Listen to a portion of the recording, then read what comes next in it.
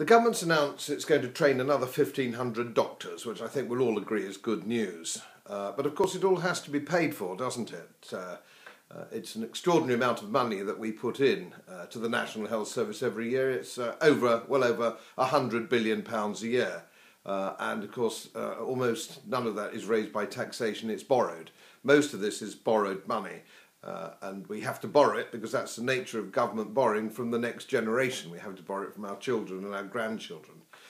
So we really have to get some thinking back into how our National Health Service is funded. Now, there are 1.3 million people working for the National Health Service. The cost is over 100 billion. And yes, we need 1,500 more doctors, but we need some of these people that infest the NHS, soaking up the budget. Is it realistic that senior managers are paid on average £75,000 a year?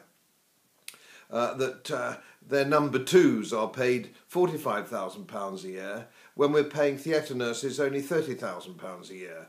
I feel there's a sort of imbalance here, and more money goes into it.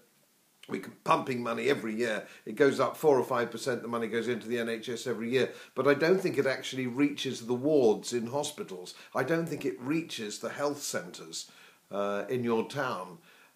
I think we need to deal with this. And for those 1,500 doctors, what I would like to see is that they're funded by getting rid of some of these people who don't actually, in my view, contribute very much. In Manchester the other day were advertising for a diversity officer, for example, on something like £50,000 a year. Now, I don't know what a diversity officer is or does. I don't expect you do either.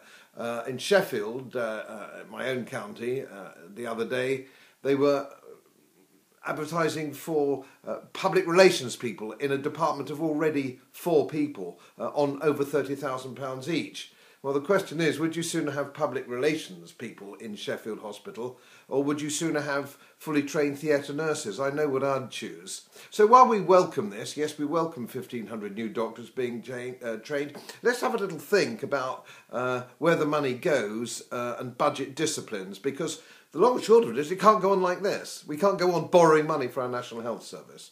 So worthy of some thought, I think.